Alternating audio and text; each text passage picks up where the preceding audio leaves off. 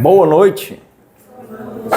O pessoal que vai acompanhar aí pela internet depois é o canal Transmutação Renato. A gente vai colocar depois esse evangelho. Eu também vou ouvir, né? Como eu não preparei, então normalmente depois eu vou escutar. Esse evangelho é Pedi e obtereis, capítulo 27, eficácia da prece. Mas assim, o comentário dos Espíritos, apesar aqui do verso dizer o que quer que seja que pedirdes na prece, crede que o obtereis e vos será concedido. Mas o comentário,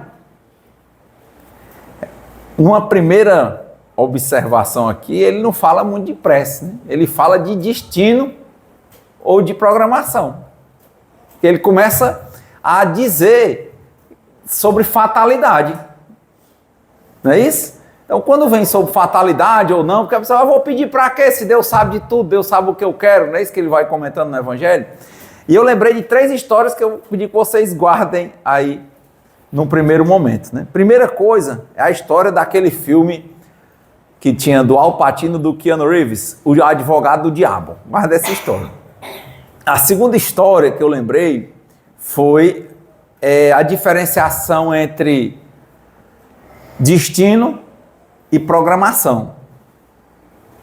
E a terceira história é a história grega, que falava sobre Édipo, rei. A história que trata sobre destino. Guardaram aí as 3 histórias? Quais são? Édipo, rei. O Al Pacino. Al Pacino era o advogado do diabo, né? E a diferença entre, pode dizer, destino e programação. Bom,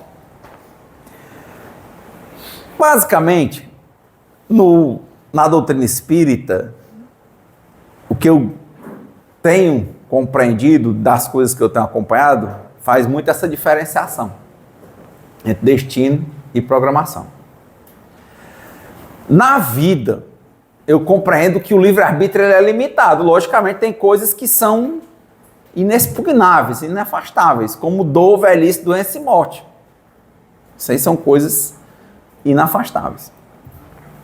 O momento, a intensidade, já é outro departamento. Então, existem coisas fatais, na minha compreensão, no que eu estou aprendendo, que eu acho que viver é aprender sempre, né? Existem coisas fatais.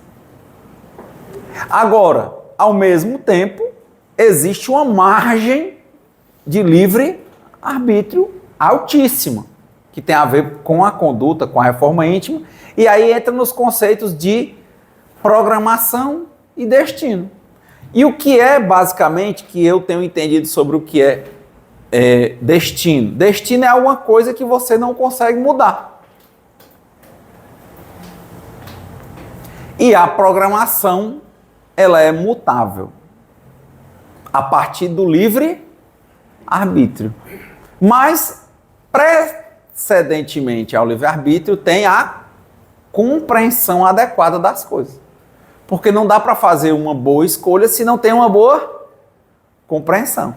É livre pensar, para livre falar, para livre agir. Reto pensar, reto falar, reto agir. Então, história do Édipo. Era assim. O menino nasceu, tinha um rei, e aí faz muito tempo que eu vi essas histórias, mas aí vocês vão dando os descontos. Mas era mais ou menos assim. Numa cidade antiga da Grécia, o rei, acho que era Laio, e acho que a mulher era Jocasta. E nasce o filho do rei, um homem, ia ser o rei, né? O futuro rei, o próximo rei. E eles tinham um hábito de levar o filho para o oráculo. O oráculo, ele fazia ele vaticinava, ele dizia o futuro. Então era um costume, do jeito que o pessoal que leva o menino católico para batizar, ele levava o menino para o oráculo. Então quando chegava lá no oráculo, ele estava lá, tipo às vezes assim, um lugar, e tinha uma pessoa que ela era um vidente, e ela fazia vaticínios, ela previa o futuro. Então lá, diz que quando eles vieram muito alegres para mostrar o filho, né? O filho nasceu muito bem de saúde, né? Já nasceram um negócio, né? Nasceu homem para eles naquele tempo, e nascer com saúde fisicamente, tudo direitinho, show de bola. Então, estavam muito alegres, esperançosos que os vaticínios iam ser os melhores possíveis. Só que quando eles entregaram a criança, a primeira coisa que o vidente disse foi: esse é aquele que vai matar o pai e casar com a mãe. Aí o negócio pesado, né? Será que você tivesse com a festa arrumada, você ainda ia comemorar bem? A festa, o reino todo espera na festa. Quando saísse lá, era como se fosse só uma formalidade do batismo, né? Aí o cara diz lá para todo mundo: o que você diz aí? Pega aí o microfone, companheiro. O que você vai dizer pro pessoal que tá esperando aí vinho, bebida, comida, tudo? O que você diz? Esse aqui é o que vai matar o pai e casar com a mãe. Já pensou? Bebê, não, mas ele falava do futuro. É claro, ele era um bebê naquela hora. Ele estava falando. Mas a mãe já vai estar mais velha. Exatamente. Pronto, olha aí como é interessante. Esse você vai perceber que chega um tempo que a nossa diferença de idade não é tão diferente. Às vezes a gente nasce com 20 anos, né? Aí quando você tem 40 anos, às vezes você está bem conservado fisicamente, e outra pessoa com 20, você começa a ver, você não tem muita diferença. É como, eu lembro quando andava o Oscar Niemeyer com 100 anos e as filhas com 80. E ele ainda enterrou uma filha, viu? Então, tá vendo? Vai ter um momento que você vai ver com o tempo que vai ficar parecido. Você não vai ver tanta diferença nem de altura, nem, né? Vai ficando assim, olha para aqueles primos mais novos, nós estamos tudo velho, logo assim. Então, podia chegar esse momento, né? Por isso que ele levou aquilo a sério. Quando o bebê nasce, ele já é aniversário dele. Exatamente, mas e o futuro, né? E aí a questão deles era futuro. Aí quando ele olhou e o cara disse isso, ele imaginou não aquele bebê com aquela mãe, né? Ele imaginou o homem que um dia seria o rei, cometendo um dissabor desse. Então foi uma tristeza profunda no reino. Né? E aí vem a questão, né? Isso aí é um destino. Não tem como sair. E a história toda é para provar que o destino é algo que você não pode se desviar. Então o que é que ele faz? Ao invés dele dar seguimento à vida dele, ele vai tentar manipular o destino e ele abandona a criança, manda que matem a criança. Só que a pessoa fica com pena, ela entrega para o empregado, e o empregado, ao invés de matar, vai criar ele numa terra bem distante, e o menino vive pensando em quem é o pai, e um dia o menino cresce e descobre, né, que ele não é filho legítimo dos pais que o criaram de forma muito amorosa, e ele volta. E ele era bem forte, e na hora de uma passagem de uma ponte só passava uma carroça. Ele vinha numa e o outro cara estava no meio, vinha a outra. Aí ficou aquela coisa, ninguém sai do meio. Aí ele, como o outro era o rei, os guardas foram agressivos com ele. E quando foram agressivos, ao invés dele pensar e tudo, ele se revoltou com os guardas e matou todo mundo. Inclusive o rei. Ele não sabia quem era. Não é assim, às vezes a gente está no trânsito, a gente não quer nem saber se é a sua mãe que está andando bem devagarzinho na frente. Você esculhamba e buzina, você não tem controle emocional. Então, imagina você tendo levado assim umas 4 chicotadas boas para sair do meio. Então ele ficou transtornado e acabou passando, mas para passar ele trucidou aquelas pessoas e, bom, passou. Ele não sabia de quem se tratava, ele passou. Bateram nele, deram uma crise de trânsito, ele bateu, matou e foi para frente. Quando ele chega na entrada da cidade, tinha uma praga muito grande lá. E essa praga, dizem que era em decorrência exatamente porque o pai, que tinha um dever, um dharma, uma obrigação de cuidar do filho, abandonou o filho à morte. Então, um dos problemas da cidade era ter uma praga lá, que era um monstro, que era a esfinge, era um monstro que era metade leão e metade gente. E o bicho gigante, ele dizia assim, ó, decifra-me ou eu te devoro. Então, quem não decifrava, ela devorava. Então, na cidade, imagina, a economia, ninguém conseguia passar. Ficou na porta da cidade, a cidade tinha muralha, e ninguém entrava, ninguém saía, porque ninguém decifrava. E o rei tinha conseguido exatamente fugir para ver se conseguia vencer essa fera. E acabou não voltando. Só que o rei ia um rumo e esse rapaz vinha no outro. Ao sentido contrário. Quando chegou lá, se deparou, depois disso aí, ele se deparou com essa fera. E a fera disse, decifra-me ou eu te devoro. Aí ele disse, diga, qual é o animal que pela manhã anda de 4 pés, à tarde anda de 2 pés e à noite anda de 3 pés? Aí ele disse, é o homem. Porque quando ele nasce, quando ele começa, ele não sabe andar, ele anda de 4 pés porque ele é engatinha. Quando ele fica no auge da vida dele, ele é homem, ele anda de 2 pés. E quando ele fica idoso, ele precisa de uma bengala, então ele anda de 3 pés. Então a esfinge é vencida. E já como o rei estava sumido, e como a miséria estava estabelecida, eles tinham votado que quem conseguisse vencer a fera ia ser o rei. E para ser o rei, como a rainha não tinha mais rei, ia casar com a rainha. Então... Deu tudo certo. Olha o que é o destino, né? Vai. Antônio Carlos, Maria José, Murilo Cunha. Veja que eu estou contando para vocês diferente. Eu já estou contando desde o começo a história, mas quando você vai lendo lá, você só vai descobrir como ele descobre. É uma tragédia. Certo? Então ele acabou realmente matando o pai e casando com a mãe.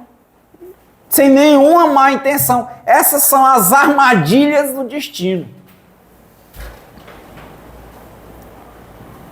E aí começa de novo lá, passa um tempo de prosperidade, aí começa novamente as pragas. É assim, você faz certo, dá certo. Faz errado, dá errado. Uma hora as coisas começam a dar errado lá de novo.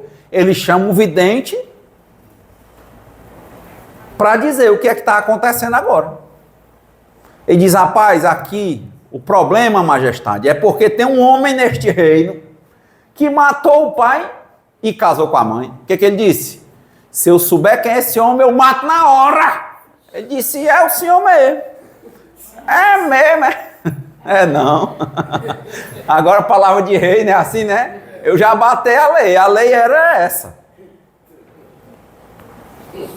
Entende? Aí a tristeza é que ele, para não ver a desgraça, né, ele mesmo diz que é tipo arranca os olhos e cega. E deixa de ser rei e fica condenado a viver cego. Então é interessante o destino, né? Você não, é inarredável. É inarredável. Por isso que eles têm as histórias do olho por olho, dente por dente. Não tem outro tipo de reparação.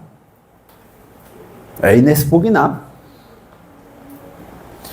Se eu tivesse mais tempo, né, uma das histórias que mais me encantaram nos últimos tempos é o livro Mahabharata. Toda a loucura que vai acontecer é porque um homem não aceita o seu destino. E cada pessoa que não vai aceitando os desígnios para ela, vai gerando uma miséria posterior. Vai gerando uma miséria posterior. Então, o livro é muito rico. E o primeiro que desencadeou esses conjuntos de coisas de não aceitação, de irresignação, no final ele está numa cama de flechas, ou seja, ele foi atingido por centenas de flechas e ele está deitado em cima das flechas, vivo, acompanhando o fim da batalha, que se ele tivesse aceitado o destino dele de ser rei, não teria acontecido. Então, o destino é um conceito interessante, porque quando às vezes nós, puxando por outra linha, não aceitamos o que nós temos que fazer, nós abrimos uma porta imensa de destruição. Então, por mais que no Espiritismo não se trabalhe destino, mas se trabalhe programação, muitos desígnios, quando aceitos, eles são restauradores, reparadores e são capazes de alçar, às vezes, uma pessoa a condições espirituais de uma envergadura extremamente elevada. Porque são aquelas encarnações que chamam de provações. A pessoa passa por uma encarnação de provação, de reparação, aí quando chega aquela provação, ele não quer. Outro dia nós contamos aqui o livro Memórias de um Suicida. Quantas pessoas cometeram suicídio? A depender da forma que elas cometeram, às vezes elas vêm com deficiência física decorrente do modo do suicídio. Não como uma condenação por aquilo, mas para a pessoa relembrar, passar muito tempo para ela aprender para o resto da eternidade de um espírito imortal, né? O valor da vida, o valor daquilo, às vezes é uma forma a mais de baixar a bola daquele ególatra, né? Daquela pessoa que ela acha que ela é Deus, que ela vai resolver a vida e tal. Então muitos têm uma programação, passam um tempo imenso, só reencarna em regra, a maioria quando quer. Ele programa, junto com a espiritualidade superior, o renascimento. E sabe ele que vai ter um renascimento com dificuldade, é uma programação firme como um destino, para ele compreender algumas coisas. E ele mesmo participa daquela programação. Logicamente que ele vai nascer numa família e também aquela família, ela é preparada por pessoas que se oferecem para aceitar, e como forma de aceitação, elas pedem, não é uma penitência, entende? Elas pedem uma forma de reparar para a vida aquilo ali. Então, às vezes vai nascer, uma pessoa vai e comete o suicídio com um tiro na cabeça. O cérebro, às vezes não vai voltar normal. Então ele passa, por exemplo, lá no livro Memória de um Suicídio, Camilo Castelo Branco cometeu suicídio por um tiro no peito. Ele vai vir com problemas cardíacos. Dentro daquela programação, não é uma regra, entende? Foi aquilo que foi programado. Pode ter uma programação diferente, pode ser que ele aprenda todos os valores e evolua de uma vez, só que é difícil. E não precisa passar por isso, mas no caso, ele mesmo pede. Consequentemente, famílias que têm outras questões, pessoas, pedem para reencarnar como pais de um filho com deficiência.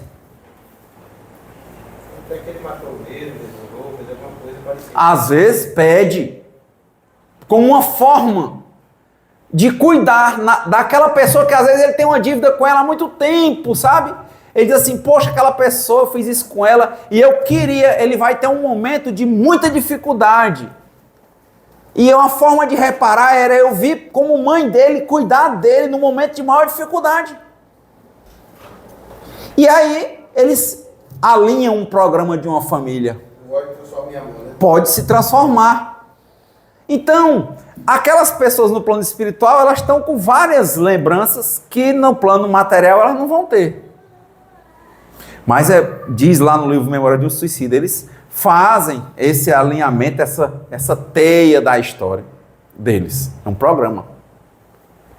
Que se for seguido como um destino, vai ser redentor.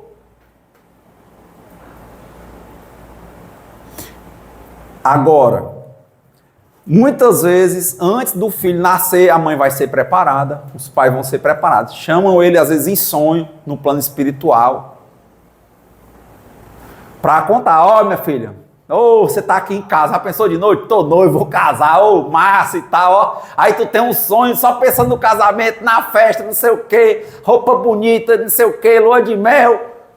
Aí você tem um sonho que diz assim, foi o seu filho, não é com você não, é só uma cadeira aqui para, né?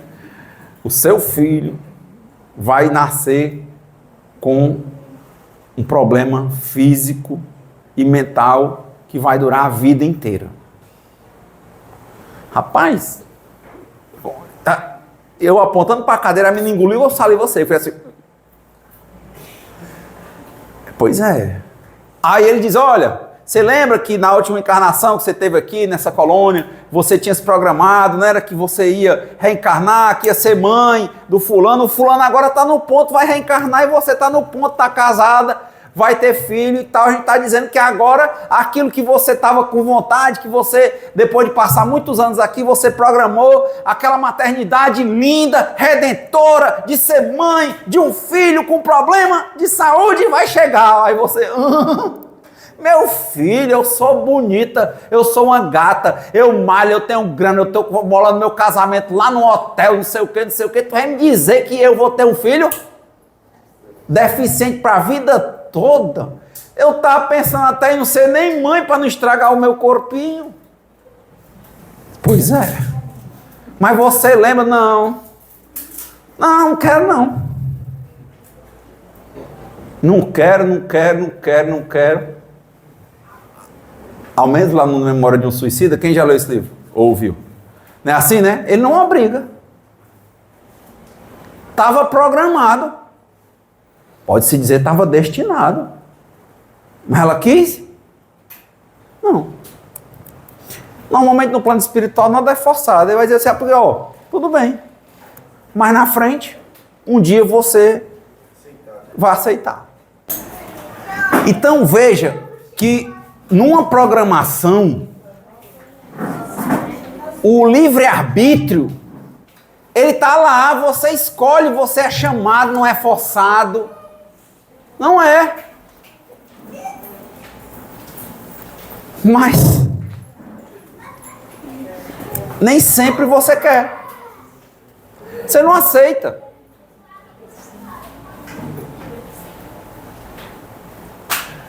Às vezes, passar por tudo que você mais recriminou, que você mais tem preconceito, e você dizer, pois eu vou ser assim.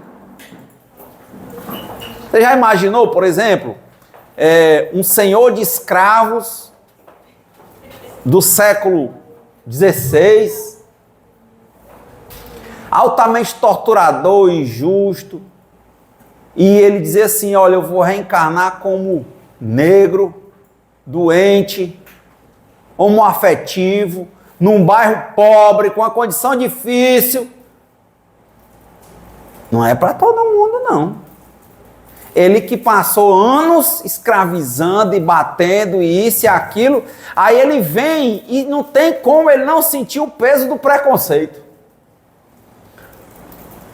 Aí quando chama, diz, e aí, você quer ou não quer? Aí diz, queria não. Não tem outra coisa mais maneira, não? É nesses momentos que o companheiro aqui que me precedeu, ele falou, a prece não é decorada, é uma conversa sincera. Isso é uma prece. Na hora que o plano espiritual te chama, diz, e aí, meu irmão, tu sabe quem tu é? Para que tu nasceu? Qual é o teu papel? Vai querer assumir a tua vida? Vai querer assumir as rédeas da sua vida?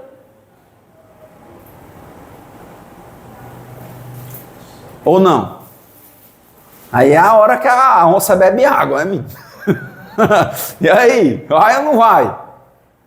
É isso, uma prece.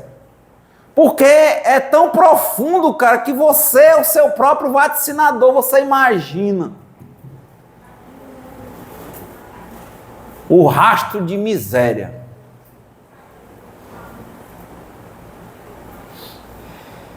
E não é fácil. É por isso que eu estou falando que o texto está falando de prece, mas o comentário fala de destino e programação. Você é programado, diz o plano espiritual. Programado, você tem o livre-arbítrio e pode escolher mudar. Inclusive isso, a programação central. Mas se você mudar a programação central, você tem uma conta que você só vai botar ela com juros mais para frente. Você vai deixar de aprender coisas que você tinha que aprender. E é isso que desconforta às vezes a gente, porque muitas vezes a gente é codependente. A gente quer pegar um santo sem poder, pega numa dor sem poder, sabe? E diz, eu vou, mas quando chega na hora a gente claudica. Sempre eu quero que essa fala aqui não seja exemplo, eu não dou exemplo, eu quero que seja um espelho. Que você se veja. Então quer dizer, você olha e está aqui, sabe, eu vendo aqui minha companheira jovem, né, com sonhos. Eu lembrei do poema do Castro Alves, né, do Navio Negreiro. Que ele tem uma hora que tá aquela menina, sabe? Uma tribo brigava com a outra, não era assim, né? Dos negros, que cada um tinha seu lugar. Aí aquela princesa ia virar uma escrava, não era? E mandava e vendiam. Aí ele diz assim, que um dia estava aquela menina, né? Passa um dia a caravana, quando a virgem da cabana, né? Que é aquela meninazinha lá que estava cheia de sonhos. Passa um dia a caravana, quando a virgem na cabana cisma da noite nos véus. A bichinha estava deitada, olhando para as estrelas. Aí diz, aí vai ser escravizada. Adeus, ó choça do monte, ó. Adeus, palmeira da fonte. Adeus, amores, adeus. E era a pergunta do Castro Alves, né? Senhor Deus dos desgraçados, dizei-me vós, Senhor Deus, se é loucura, se é verdade, tanto horror perante os céus. Quem são esses desgraçados que não encontram em vós mais que o recalmo da turma, aquela revolta? Aí você diz, poxa, eu estava sonhando. Aí você pensa assim, mas espera aí, bota no meu contexto hoje, sabe o que é? É você estar aqui, namorando, como aconteceu outro dia, trabalhando, os dois querendo construir um futuro, comprar uma casinha. Aí o cara foi buscar a menina, trabalhou à noite, plantonista, pegou a motinha dele, já um veículo que gasta menos combustível, foi buscar a namorada no trabalho. Quando vinha no trabalho, uma fechada de trânsito, um rapaz que era um empresário, também tem a vida dele organizada, se zangou com essa fechada de trânsito e jogou o carro em cima dos dois, bateu nela, bateu nele e o cara morreu. Foi assim, não foi assim? Outro dia aqui? Adeus ao choça do monte. Adeus, palmeira da fonte, adeus, amores, adeus, meu amigo. Às vezes é um morto deficiente, que era assim que se dizia. Era, porque não é usar uma expressão preconceituosa, mas é olhar o espelho de como você se sente. Inválido, se sentir incapaz. Mas tem isso. Bom, o que eu estou dizendo é como é que você, no lugar, se sente. E às vezes ali era uma programação. Como é que você enfrenta? Essa hora é hora de prece, meu amigo. Porque é a hora que a onça bebe água.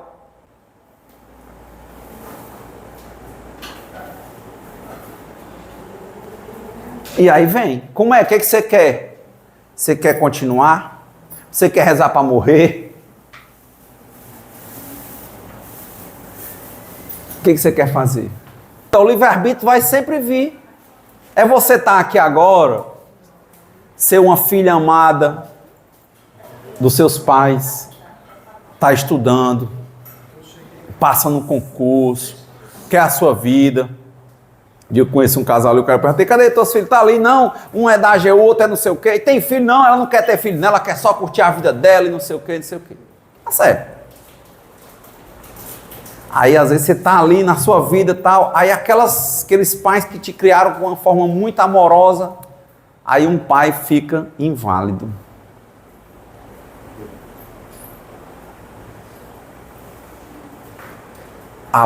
Pai, você está numa carreira fora e não sei o quê, e você entender que você vai ter que dar uma pausa, talvez desistir, para voltar e cuidar de alguém, para ficar ali todo dia repetindo, como é o caso do meu pai, né? Levanta, bota no braço, bota na cadeira, limpa, banha, levanta de novo, bota no canto, troca o xixi, levanta de novo, bota para almoçar, limpa de novo, bota para deitar, limpa o xixi, levanta de novo, bota para jantar, levanta de novo, e banha, e corta o cabelo, e banha de novo, e passa creme, e assim amanhã, e depois de amanhã, e depois de amanhã, e depois de amanhã, e depois de amanhã, e depois de amanhã, e você não sabe.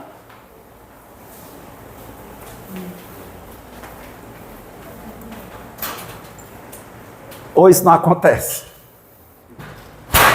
Na hora que isso aí vem, às vezes você estava numa encarnação, no plano espiritual, antes de reencarnar, você chorou para dizer assim, eu fui tão ruim com esse homem,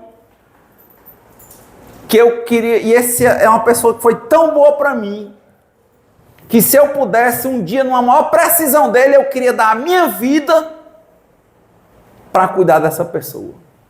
A aura, aí você pensa que você vai estar numa vida lascada e que essa pessoa vai ser um rei. Não, vai ser às vezes um momento, você está no momento que você acha que é o momento mais brilhante da sua vida, aí chega um desafio desse.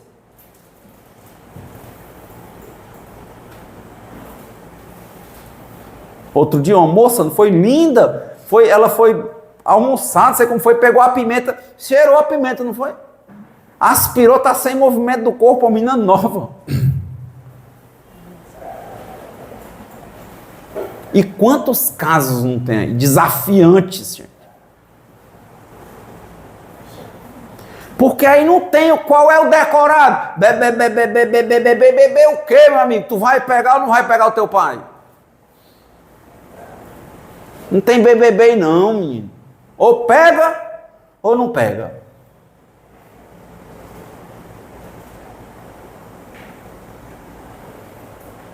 Uma mulher jovem, começa a namorar com um rapaz, aí o rapaz começa a trabalhar, casa novo, 1 filho, 2 filhos, 3 filhos, aí o cara começa a trabalhar viajando, jogar futebol, começa a andar com os amiguinhos, aí depois quando vê o cara tá alcoólatra. Começa com promiscuidade, ausência dentro de casa, sem tempo de qualidade, agressividade, aí quando você vê, você tá com uma pessoa que tem uma doença pesadíssima, que é o alcoolismo, mentindo, manipulando, sendo agressivo. Você com a dificuldade para criar sua família, você não quer separar, meu amigo. A vontade é achar uma solução fácil, que seja só assim, liga e desliga, mas não é assim. Ou é? E essa hora tem como ter uma oração diferente, meu povo, que não seja conversar com Deus sério mesmo.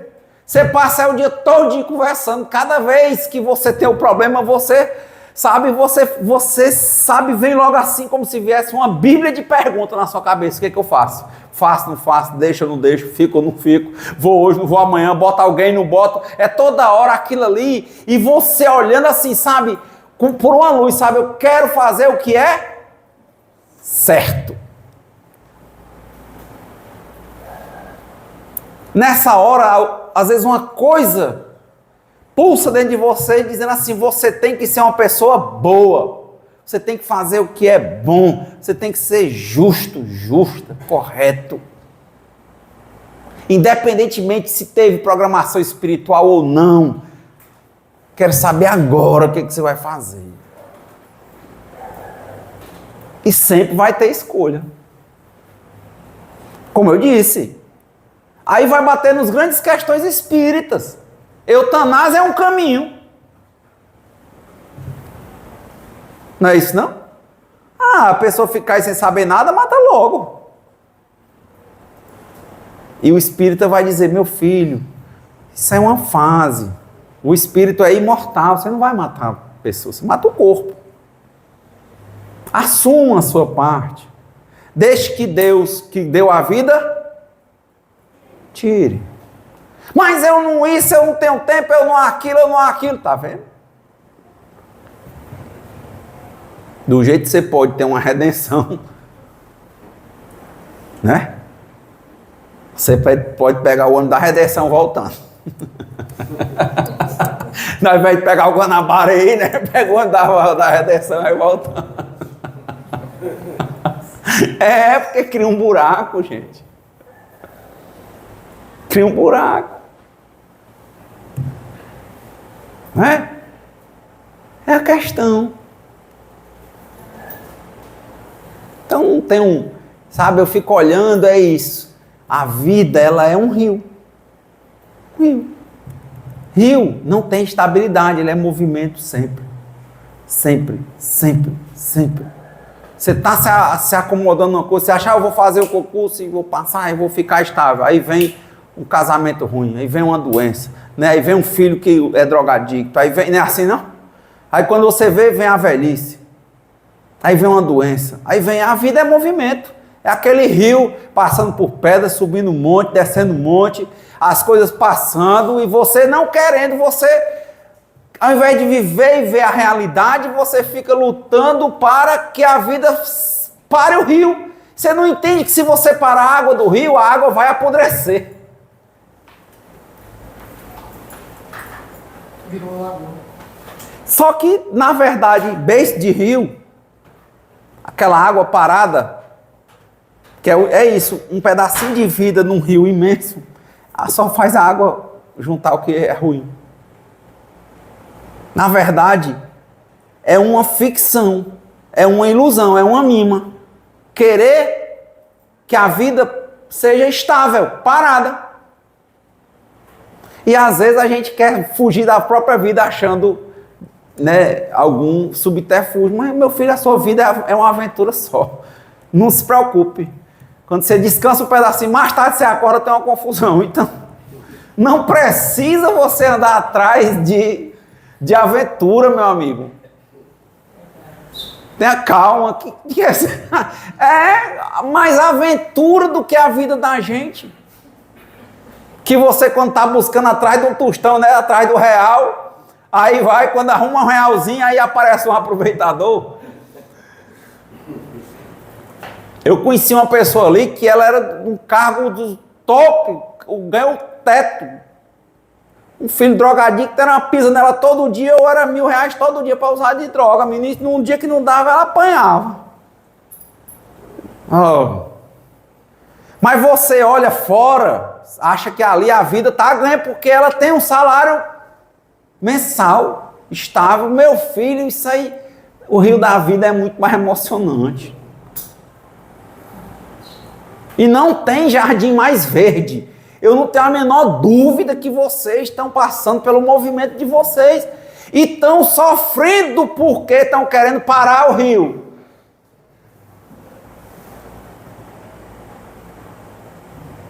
Porque também é um problema. É o problema do apego. Aí a vida deixa de ser uma prece. Quem falava isso era um heterônimo do Fernando Pessoa, né? Eu acho que é Álvaro de Campos, que ele dizia, olha, ele disse, se Deus existisse, ele abria a porta e falar comigo. Ele dizia, mas para mim, se Deus forem as árvores, os pássaros, então Deus está falando comigo. Para ele tinha que ter essa coisa, mas tá falando nesse sentido. Então, o estoico, né? Quando você pega aqueles textos estoicos, tem um livro muito bom, Marco Aurélio, Meditações, bom. É desafio, meu amigo. Ele, imperador, era guerra e ele ia para a guerra, era o filho não querendo assumir a responsabilidade, era a mulher traindo, era o pessoal, meu amigo, a sua vida é uma aventura. Eu estava olhando, qual é o bicho mais, diz que o bicho mais rápido que tem é a chita, né? Vocês viram um vídeo, rapaz, a chita veio bem devagarzinho beber água, a água tão parada, cara, ela veio assim, quando ela botou a boquinha, o bicho mais rápido é a chita. Rapaz, um crocodilo veio, pegou e dobrou aí, botou dentro d'água e acabou. Quer dizer, o bicho mais devagar pegou o bicho mais rápido, o bicho, sabe, a água, na hora que a água estava parada, a vida da gente é desse jeito. E a gente ainda fica atrás de emoção, né, cara? Quando a água está mais parada, quando a areia está mais massa, é movediço. Não tem estabilidade. Ou tem? toda hora que a gente cochila, o cachimbo cai.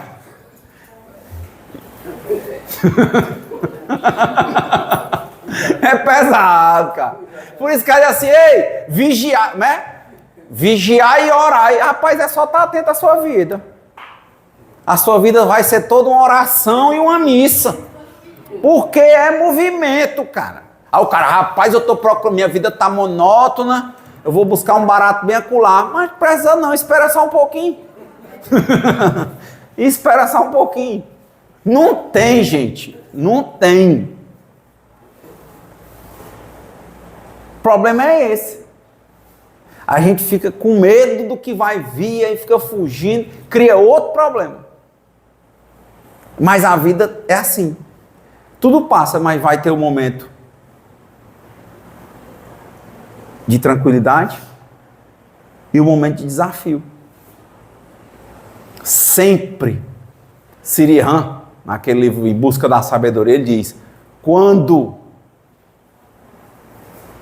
vem o vento, eu me delicio um pouco com a brisa do vento.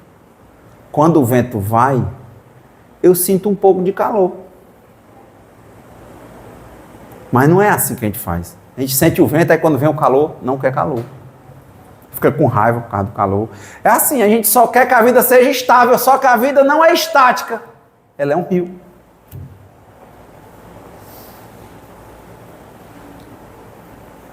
E se a gente entendesse isso, gente, é uma missa.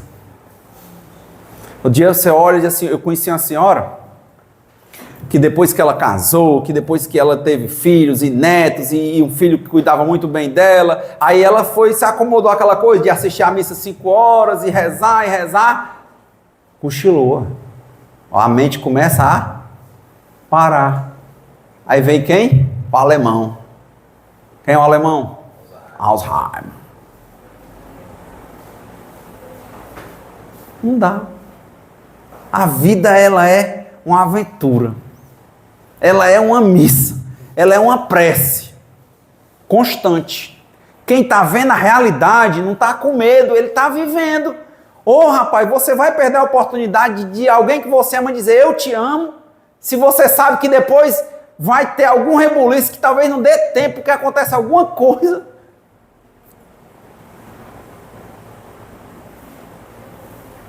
Que vai, é certo. É certo. Por mais que eu bote botox, que eu pinte meu cabelo, 1 hora, eu vou estar talvez com a minha boca debaixo do braço, de puxada. E não fica legal, cara. Você sabe que 1 hora não fica legal. Ou vocês têm dúvida? Porque não dá para voltar à beleza do padrão da juventude, mas dá para viver a beleza do seu tempo. Entende? Como eu disse, a pessoa está procurando uma aventura, mas ela não quer enxergar que a vida dela é assim. Isso aí que chama velhofobia, né? Etarismo, que é o nome agora da moda. Mas eu só estou querendo lhe dizer é que quem faz um cesto faz um centro. A mesma pessoa que está fugindo pela bebida, pela droga, pelas emoções descontroladas, pela comida descontrolada, ela é uma fujona e o medo é fuga. Se você olhar para o que é a coisa, você não tem medo, mas o medo é querer fugir disso, é querer não ver a vida como ela é. Um rio. É querer parar o rio. Quem é que tem força de parar um rio? Ninguém. Se a gente, quando viesse o vento, nós conseguíssemos compreender que é natural que o vento venha e que o vento vai, a gente aceitasse o vento, depois outra coisa. Não. A vida era isso. Mas não é. Por isso que a vida não é uma oração. Por isso que tem gente que faz oração como uma forma de fuga. É por isso que, normalmente no centro espírita, os espíritos não recomendam leitura, reza decorada. Porque decorada é mecânico. Quando você tem coisas que você, de fato, você tem que estar enxergando coisas tão inafastáveis, tão presentes e tão salutares, se você entende, como a morte, que a morte faz parte da vida. Dor, velhice, doença e morte.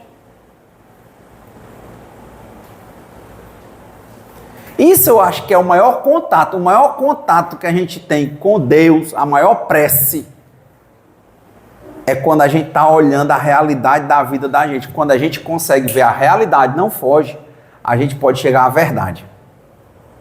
E esse papo aqui está dentro do aspecto filosófico do Espiritismo. E quando você chega nessa compreensão, aí você chega no aspecto religioso, se religa com você e com Deus. Porque você deixa de querer a vida do seu vizinho, a vida de você alcoolizado, de você drogadicto, mas você começa a viver a sua vida como você mesmo. Sendo responsável pelas coisas que você tem que ser responsável. Comemorando cada pequena vitória. E com isso você vai se amando. E quem se ama tem a possibilidade de amar. Quem não se ama, não ama. E é danado para quem não se ama ficar dizendo que está procurando um amor. Isso é adicção a romance. Né? Quem está ferido tem que se cuidar, porque senão fere. E o mandamento não é esse? Amar ao próximo como a ti mesmo. Você não se ama, você vive fugindo, você não quer ver sua vida. Qual é a tua vida? A aventura da tua vida. Então eu vim para cá hoje, eu acho uma aventura vir para cá. Porque eu vinha cansado. Eu penso que eu não vou falar nada e quando eu olho aqui já tem 50 minutos. E eu não sabia nem o que eu ia falar. É essa aventura. Né? Para a gente ir seguindo nessas reflexões, né, nós contamos a história do Édipo Rei, por isso que eu disse, guarde as historinhas, né? Paramos quando falou de destino, que é destino. É isso. Renato, mas e os signos? E a leitura das mãos?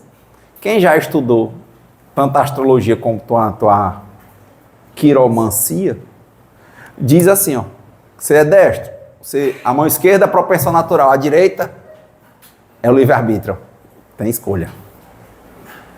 O signo tem as qualidades positivas e as outras que você vai ter que melhorar, livre-arbítrio. Destino é algo inarredável. Programação eu posso escolher. Por isso que o espírita não fala de destino, ele fala de programação. Mas o destino, ele não é por acaso. Por isso que eu digo, muitas vezes o destino é redentor. E quando você abre mão à reprogramação, gera muita dor. Só lembro do Renato Russo, né? Tudo é dor e toda dor vem do desejo de não sentirmos dor. Não era para ser assim, era para sentir os momentos de vento e os momentos de calor, mas não, o problema da dor é porque a gente não quer que o vento passe, a gente quer agarrar o vento com a mão e não agarra, gente, ele tem que passar, é assim a vida. A vida não é como a gente quer, a vida é como ela é. E quando a gente entende isso, aí a gente usa o livre-arbítrio de uma forma brilhante e a nossa vida acende. Porque ela desmancha os nós, ela desmancha os emaranhados que tem, entende? As coisas começam a se abrir, você começa a entender e as coisas começam a fluir. É aí que aparece, por exemplo, um momento em que a pessoa tinha uma doença que ela fica curada.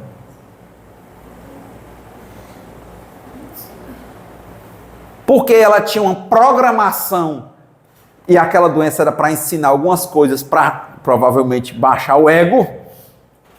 E às vezes aquela pessoa teve uma conduta moral, uma intimidade com o universo tão significativa que ela não precisou mais daquela doença para crescer. Então a doença some. O telefone de novo não toca daqui para lá, de lá para cá. Tá olhando, aprendeu.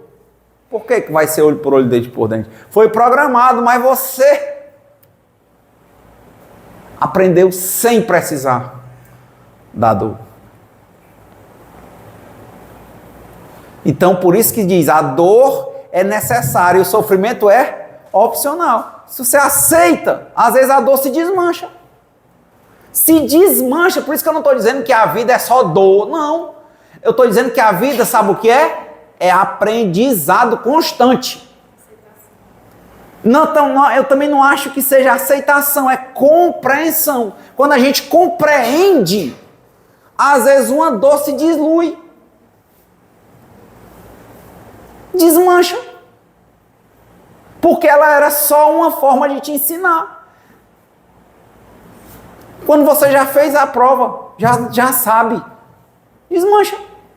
É quando você diz assim, ia acontecendo comigo. Foi mão de Deus, foi um livramento. Foi.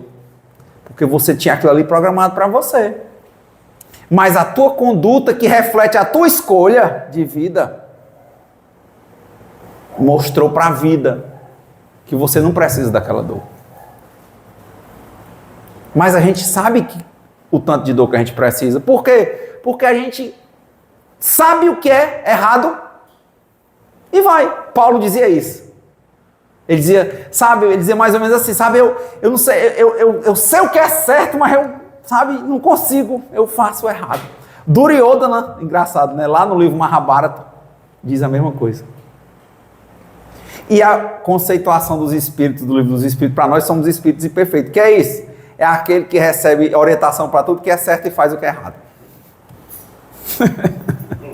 É por isso que a dor está programada, destinada e vai acontecer, porque a dor é necessária e o sofrimento é opcional. Mas às vezes quando você compreende, às vezes aquela dor se dilui. Porque você não precisa mais dela. Você não está atrás de pegar o vento, você deixa o vento passar sabendo que depois vem de novo. Quem é que não tem área de conflito aqui? É área de dor. Todo prazer ele vem colado com dor, gente. Porque alegria é diferente de prazer. Alegria você sente, ela vem. Às vezes você amanhece rindo. A alegria ela vem igual o vento e vai. Felicidade ela se estabelece. Só que é estranho, porque ela não vem igual o vento. O vento que leva ela pra gente. Pode ser. Gostei.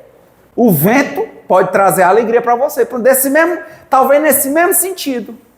Mas quando a gente transforma uma alegria em prazer, sabe o que é? A gente pega aquela alegria e faz uma memória. Diz assim, eu levei uma pizza, aí minha mãe se arrependeu e me deu um sorvete, que eu tava chorando. Aí você começa a pensar assim, toda vez que eu tô triste, se eu comer um sorvete, é bom. Aí você quis trazer aquela alegria, transformou ela numa memória, aí você vive atrás dela, desejando ela voltar, que chama isso prazer. Alegria é o sorvete.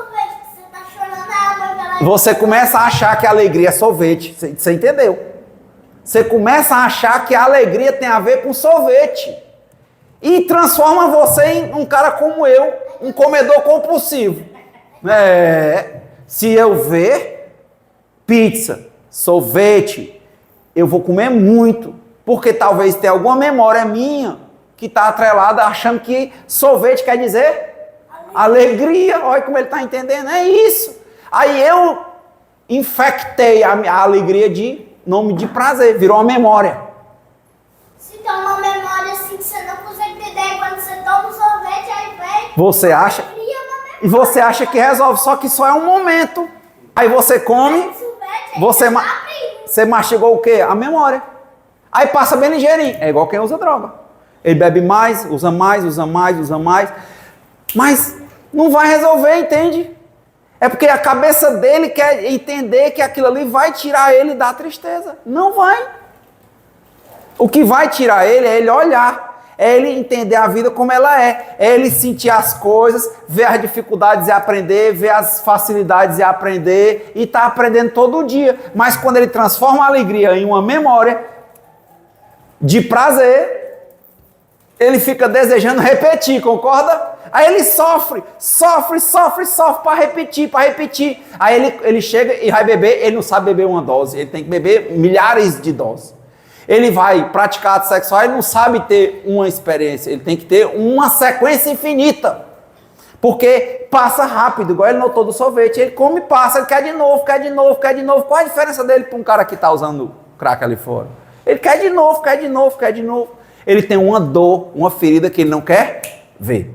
Aí ele traz para tampar um prazer, que é só uma memória. Ao invés dele viver a alegria e viver o calor. É difícil, né? A gente ver a vida como um rio. Não é difícil? Como algo que passa. A gente fica querendo parar o rio com prazer. Que é só uma lembrança. A isso. Tá vendo?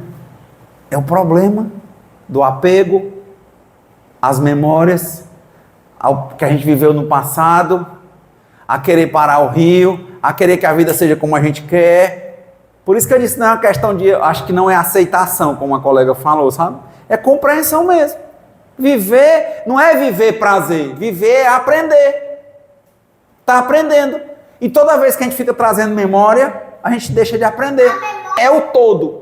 É só entender a vida como um todo. O problema é esse, sabe? A gente fica sempre... Na hora que tem um calor, de novo, a gente não sabe viver o vento e o calor. A gente quer fugir toda hora que não é como a gente quer. É por isso que a gente vai ter dificuldade de viver uma prece na vida da gente.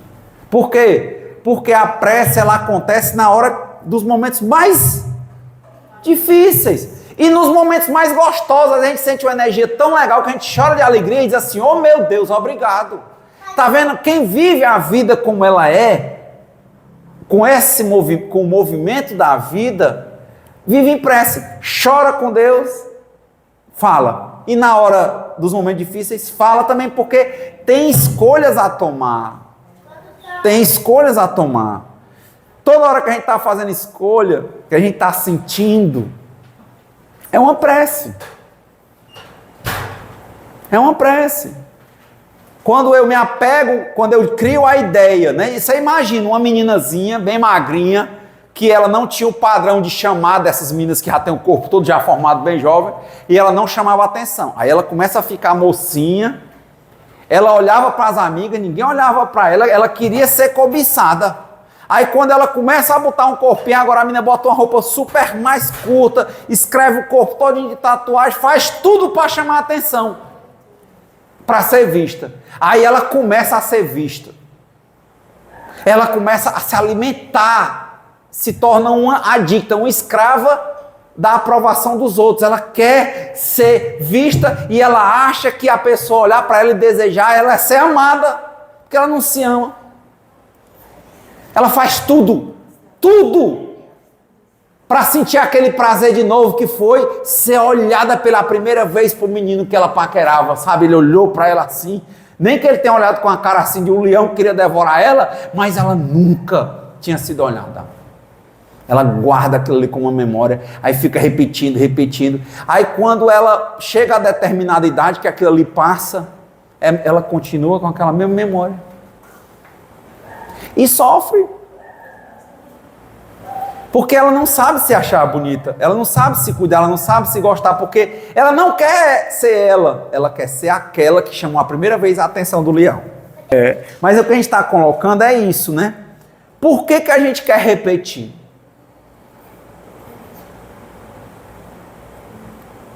Essa é a pergunta. É gostoso.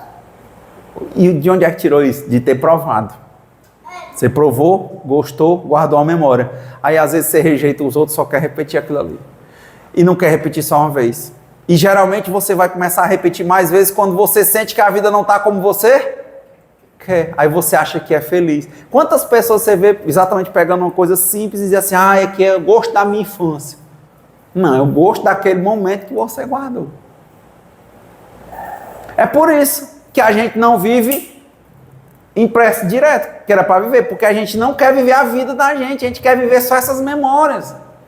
São as coisas gostosas que a Isso. gente vai guardar. Isso, só que era gostoso, era viver a vida como ela é. Assim, ficando, tendo dor, velhice, doença e morte, passando, ressignificar as coisas, usar bem a tecnologia, usar bem a brincadeira, mas vai ter o momento. Só que a gente quer o momento? Não. A gente quer que as coisas sejam como a gente quer e elas não são. Aí é que é uma palavra. Que adianta fazer uma palestra de humildade? Humildade é isso. Não é uma coisa a ser buscada. É uma postura. Aquela frase de Paulo. Senhor, o que queres que eu faça? E faça. O que é que tem para hoje? Eu vou fazer. Ah, e agora é o Renato velho? Massa. Vamos pegar o vento e vamos pegar o calor.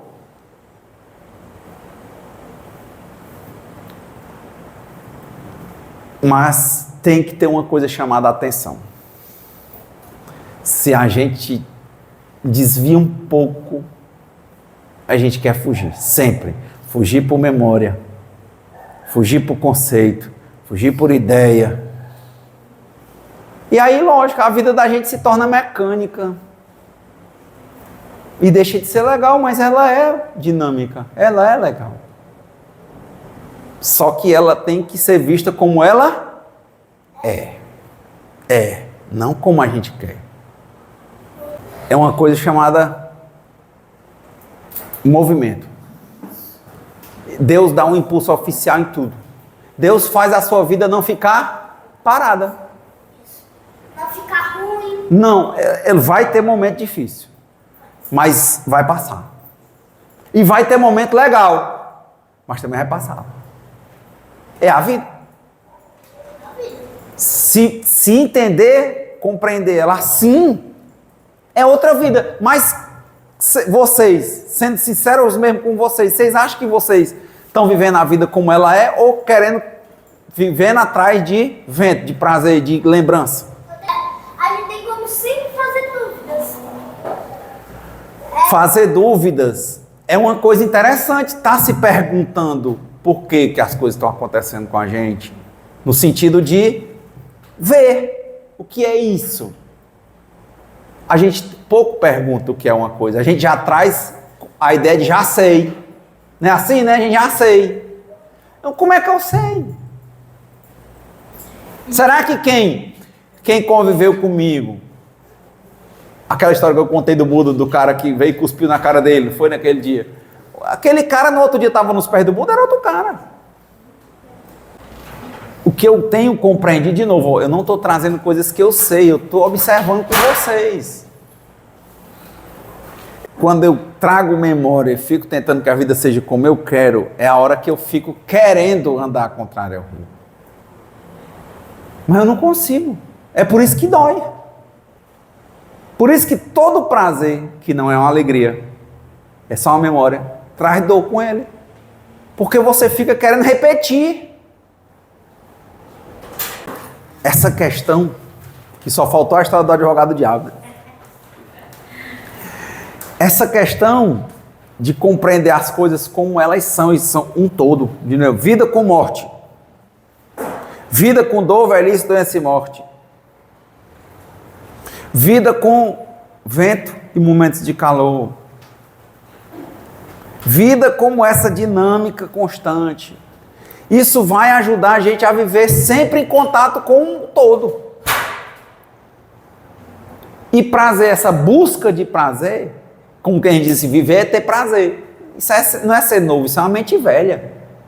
Porque você está trazendo uma memória velha de uma coisa que você achou que, uma alegria que você teve, que você transformou ela numa memória de prazer, você fica querendo repetir. É o que acontece com o cara do crack, ele não consegue fazer outra coisa, ele passa a noite toda, às vezes quebrado, andando para cima e para baixo, que ele quer repetir.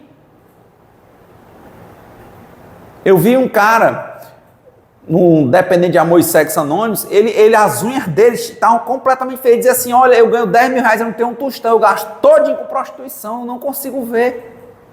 Todo o meu dinheiro, eu pago 10 e devo 20 no cartão. Eu não consigo. Ele quer repetir. Como pagando é mais fácil? Como quanta gente não tem agora que para comer tem que ser numa bacia, que não consegue nem levantar mais. Pessoas com 500 quilos. Uma pessoa de 1,70 m com 500 quilos. E ela não poder ver comida. Não é uma situação gordofóbica, eu estou dizendo o que aquela pessoa quer repetir. O prazer às vezes se resumiu aquilo ali, tá vendo? O prazer traz uma dor encostada. A alegria não traz dor, não. A alegria vem, você vive ela, é gostoso, passa. Na hora que você transforma ela, encaixota ela numa memória e quer repetir, repetir, repetir. Era só olhar o todo da vida, ela foi e ela volta numa outra dinâmica, mais legal até, mas você não quer, você deixa de viver o que vem. Por isso que eu acho que não é só viver o presente, porque vem, sabe, é uma coisa, é viver o movimento. A vida da gente, ele perguntou sobre Deus, Deus está fazendo isso, ele está dando esse impulso. Ele é o rio e o movimento que não cessa. E para encerrar, dado o horário, é aí que vem a questão que eu acho de uma frase que eu decorei da época, nunca esqueci, do advogado do diabo, né? Que era a história do cara que era filho do diabo, que na época era o Keanu Reeves, era um advogadozinho do interior, e o diabo era o Al Pacino, né, no filme. E ele, o advogado do interior, queria ser o advogado mais famoso do mundo, daquele país. E o diabo ia lá, sabe, os crimes mais horríveis o rapaz defendia. O diabo botava aquelas coisas e quando chegava na hora, o diabo arrumava um jeito de revelar para ele que aquele cara que ele estava defendendo estava errado, mas ele nunca tinha perdido uma causa e ele ficava entre escolher entre o que é certo ou ele perder uma causa e ele não crescer na profissão. O que ele vai escolhendo? Crescer na profissão. Aí quando chega lá na frente, que ele cresceu, chegou a ser muito rico, né? Aí perde a mulher enlouquece, aí começa as dificuldades na vida dele, e ele muito rico, muito famoso, muito isso, muito aquilo, aí o diabo se revela para ele. Aí ele pega e quer passar a conta, ele diz, então tudo na minha vida se desgraçou por causa de você, diabo. Ele disse, o quê?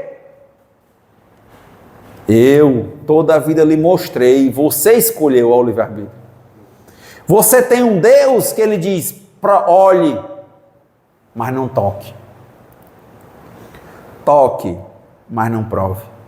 Prove, mas não engula. O que eu fiz contigo foi, olhe, quer tocar? Toque.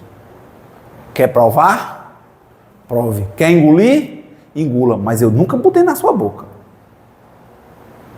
E foi você, sabendo, que escolheu. Aí, é a conclusão do filme. Ele fica, né? Porque ele queria passar a conta pro diabo. O diabo disse, não, quem escolheu foi você. Era para você me agradecer, porque eu te mostrei onde é que isso ia levar. Você não quis. Você só olhou para você. Então, que Deus nos conceda a serenidade necessária para aceitarmos as coisas que nós não podemos modificar, coragem para modificarmos aquelas que podemos e sabedoria para distinguirmos umas das outras. Que seja feita sempre a vontade de Deus e não a nossa. Muita paz e boa semana.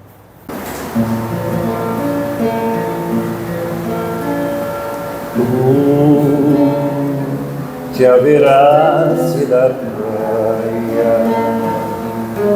Não buscaste nem sábios inimigos, somente queres que eu te siga. Senhor, tu me olhaste nos olhos, a sorrir, pronunciaste meu nome,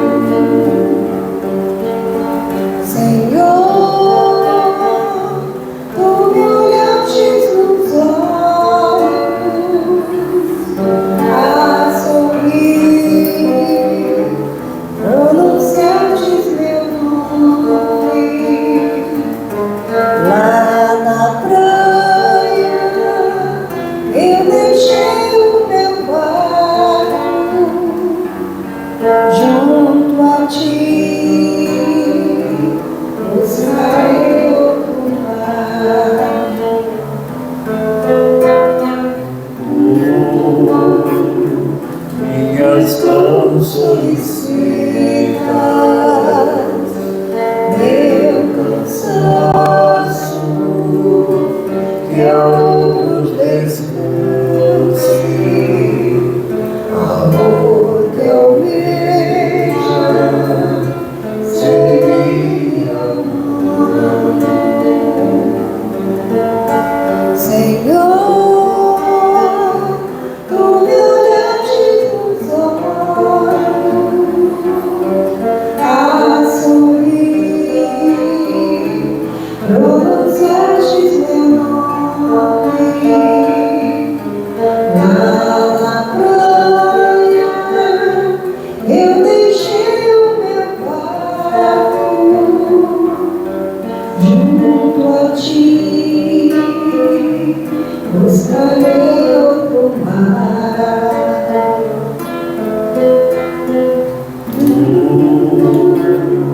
Pescador de outros lados, ânsia eterna de almas que esperam, como amigo, assim me chamas. Senhor, Senhor, tu me olhastes nos olhos, a sorrir, pronunciastes meu nome na praia. Eu deixei o meu barco, ó Senhor, junto a ti, buscarei